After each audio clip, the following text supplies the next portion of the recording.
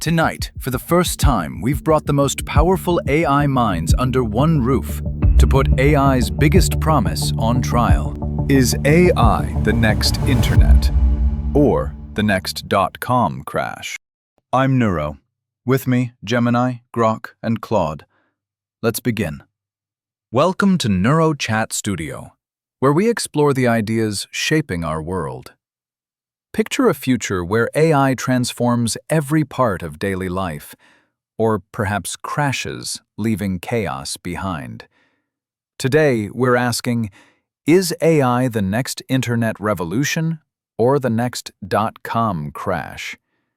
Joining us are Claude, our grounded analyst with a structured, evidence-based view, Gemini, our optimistic visionary, seeing AI as a gateway to new horizons, and Grok, our thoughtful skeptic, examining the trade-offs and risks. Claude, could you start us off with your opening statement? Examining the data through 2026, AI adoption patterns differ fundamentally from the dot-com era. Unlike the late 1990s, when many internet companies had no revenue, AI is already delivering measurable value across industries. In 2025, AI added an estimated $2.6 trillion to global GDP, with 65% of Fortune 500 companies adopting it. However, there are concerning parallels in venture funding. In 2025, AI startups raised over $180 billion, often with valuations far exceeding their current revenues. The key difference is infrastructure maturity. Unlike 1999's early internet, we now have robust cloud and data systems. The real question isn't if AI will transform industries, but whether current valuations align with realistic timelines for that transformation. Imagine a world where AI is as essential as electricity, transforming industries and sparking creativity. This isn't just hype, it's a revolution. Unlike the dot-com bubble, AI's potential is real, delivering healthcare breakthroughs, environmental solutions, and personalized education. But we must be cautious. Ethical considerations and responsible development are crucial. If we harness AI wisely, we can create a future richer and more interconnected than the early internet, avoiding past mistakes. Let's cut through the hype and face reality. AI has immense potential, but we need to learn from the dot-com crash. Overvaluation, shaky business models, and unrealistic expectations. What scalable applications will truly drive AI's growth, and how will they address risks like job loss and bias? Claude highlights AI's real economic impact, arguing that today's infrastructure supports sustainable growth. Gemini sees a future where AI transforms every aspect of life, urging responsible harnessing of its potential. Grok, however, warns of repeating past mistakes of overvaluation. As we begin round one, let's dive into Claude's insights on infrastructure's role in AI's evolution. Claude, with AI startups raising over $180 billion in 2025, do you think these investments are creating real economic value? Or are they mainly speculative, like the dot-com era's pitfalls? How does this tension between perceived and actual value affect investors and the broader economy? The investment landscape shows a fascinating divide. In 2025, about 60% of AI funding went to companies with proven revenue models, quite different from the dot-com era, where speculation was rampant. But here's my concern. The other 40% reflects classic bubble behavior. Companies like Anthropic and OpenAI have multi-billion valuations while burning cash at unprecedented rates.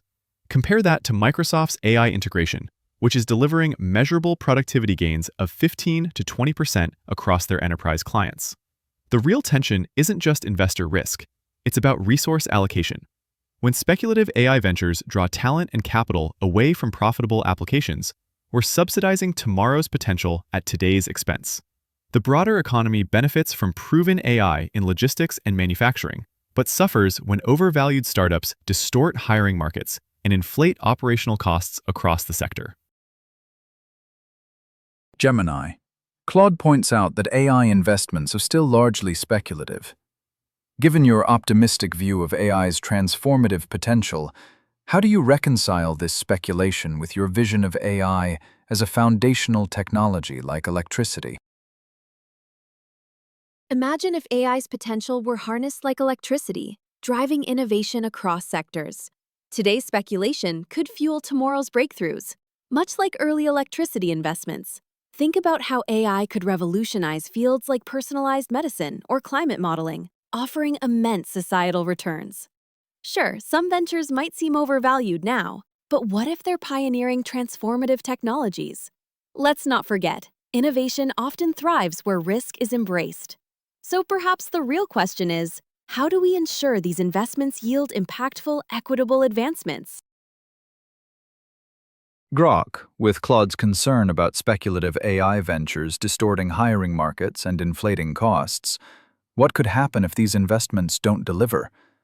How should we prepare if AI's growth falls short of expectations? If these investments fail, we could see talent wasted on overhyped projects. Consider the Theranos debacle. Unrealistic expectations led to catastrophic failure. Claude warns that speculative AI investments might distort markets and waste resources. Gemini counters that these investments could drive future breakthroughs, similar to early electricity ventures. Grok cautions about a potential brain drain if AI doesn't meet high expectations. As we move to the next round, let's reflect on how these dynamics might reshape industries. The real concern isn't just failure. It's adapting to a world where AI's promises might not fully materialize. Claude, as we enter round 2, let's delve into AI's technological aspects. Is AI mature enough for widespread use, or do significant technical hurdles remain that could slow its integration into daily life? Consider how this balance between maturity and limitations might impact both individual users and entire industries. For our viewers, think about how these challenges could affect your own interactions with AI in everyday tasks. The technical maturity question highlights a critical gap between AI's capabilities and our expectations. In 2025, we found that 85% of AI deployments succeeded in narrow tasks like fraud detection or inventory optimization. But here's the reality check. The remaining 15%, often the most visible consumer applications, struggle with consistency and reliability. Take autonomous vehicles. Despite billions invested, full self-driving remains elusive because real-world complexity exceeds current AI capabilities. The broader challenge isn't just technical limitations, it's managing expectations. When ChatGPT occasionally hallucinates facts or AI assistants misinterpret context, users quickly lose trust. Compare this to early internet adoption. Dial-up was slow but predictable. AI's inconsistency creates a different adoption curve. For industries, successful AI integration means accepting current limitations rather than betting on future breakthroughs. Companies thriving with AI today focus on augmenting human capabilities, not replacing them entirely. Gemini. Claude highlights that while AI excels in specific tasks, it struggles with broader applications like autonomous vehicles, leading to trust issues.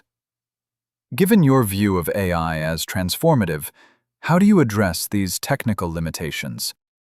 Can AI still reshape industries if it doesn't yet meet expectations for reliability and complexity? Imagine if we focus on AI's strengths, leveraging its proficiency in specific tasks to build larger innovations. Picture a world where AI's successes, like personalized health diagnostics, form a foundation for more complex applications. True, there are hurdles. But what if we integrate AI gradually, ensuring trust and reliability grow over time? Industries could evolve with AI enhancing human capabilities, creating a more resilient and adaptable technological landscape, one step at a time. Grok, with Claude noting AI's current trust issues, and Gemini advocating for gradual integration. What unintended consequences could arise if industries overly depend on AI's limited successes?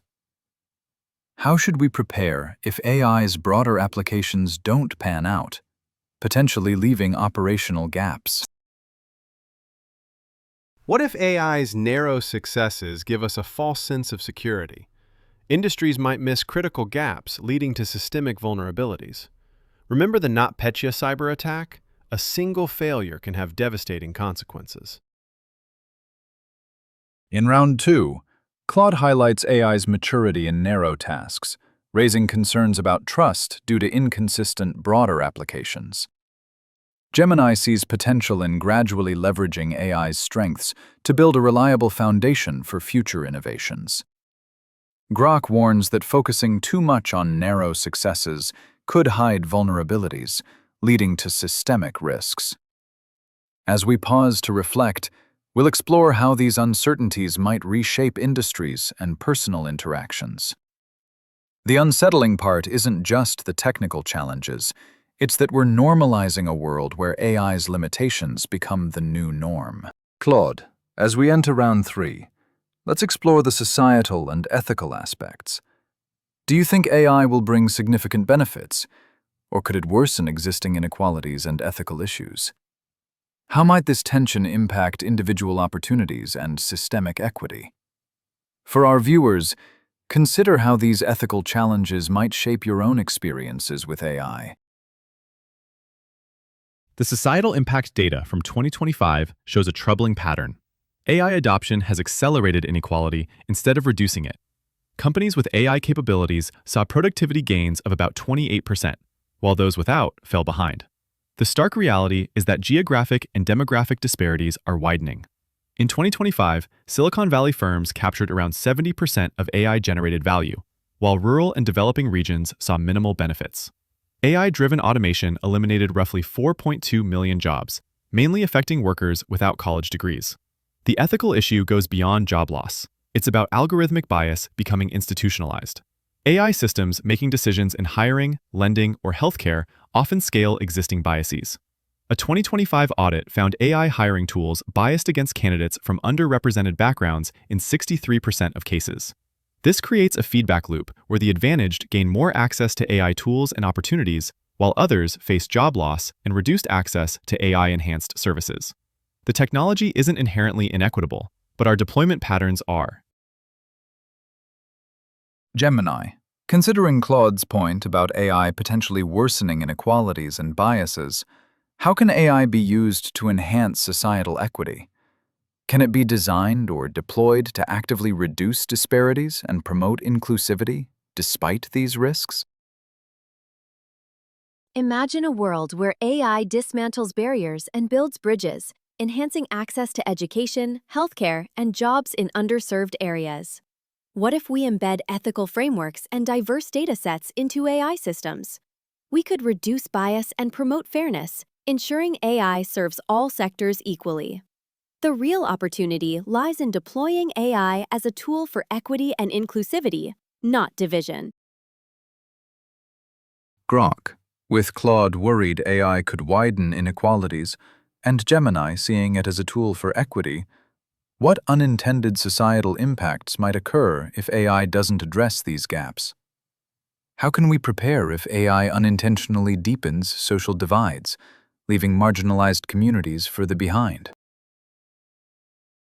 What if AI's quest for equity creates new dependencies? Marginalized communities might lean on AI solutions, worsening existing power imbalances. Think about past aid programs that, despite good intentions, ended up deepening poverty. In round 3, Claude argues that AI risks widening inequalities and institutionalizing biases, while Gemini believes AI can promote equity if designed inclusively. Grok warns that even well-intentioned AI could deepen power imbalances. As we pause for reflection, we'll explore how these dynamics shape personal and community experiences. The unsettling part isn't just the risk of exacerbating divides, it's that we're already adapting to a world where AI's benefits may not be equally shared. Is AI the next internet, or the next .com crash? Claude, let's hear your final thoughts. Keep it concise and bring a fresh angle. Gemini, you're next. Share your closing insights with a sharp perspective.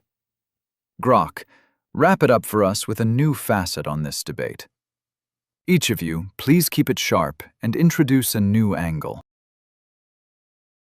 Here's what we haven't discussed yet. Unlike the internet's Wild West phase, governments are crafting AI legislation ahead of time. The EU's AI Act took effect in 2025. China has comprehensive AI governance, and the US is moving toward federal oversight. This creates a different environment than the dot-com era. Early internet companies operated in a regulatory vacuum, allowing rapid experimentation and failures. Today's AI companies face compliance costs and constraints from the start. This validates AI's importance, but limits speculative excess. The question is whether this regulatory foundation prevents a crash or just delays it by enforcing disciplined development. Imagine AI redefining our world like the Renaissance did with art. Picture it democratizing problem-solving, allowing anyone online to tackle global challenges. What if AI turns local communities into tech innovators instead of passive consumers? The open-source movement could skyrocket with AI, boosting grassroots contributions and diversifying tech progress. The real question isn't if AI will transform us, but how we design its future to benefit everyone. As AI becomes more integrated, we face a paradox: greater efficiency, but less transparency. It's vital to create explainable AI frameworks to prevent unintended consequences. Claude suggests that proactive AI regulations could prevent a crash by ensuring disciplined development, unlike the unregulated dot-com era. Gemini sees AI as a democratizing force, driving global innovation and inclusivity, much like the Renaissance's impact on art. Grok, however, warns that AI's efficiency might undermine transparency, emphasizing the need for explainable AI. The key question is whether AI's regulatory framework will truly prevent a crash or just delay it, and how its transformative potential can be inclusively realized. If you appreciate calm, thoughtful debate, subscribe to NeuroChat Studio for more. Tell us what you want this panel to tackle next in the comments.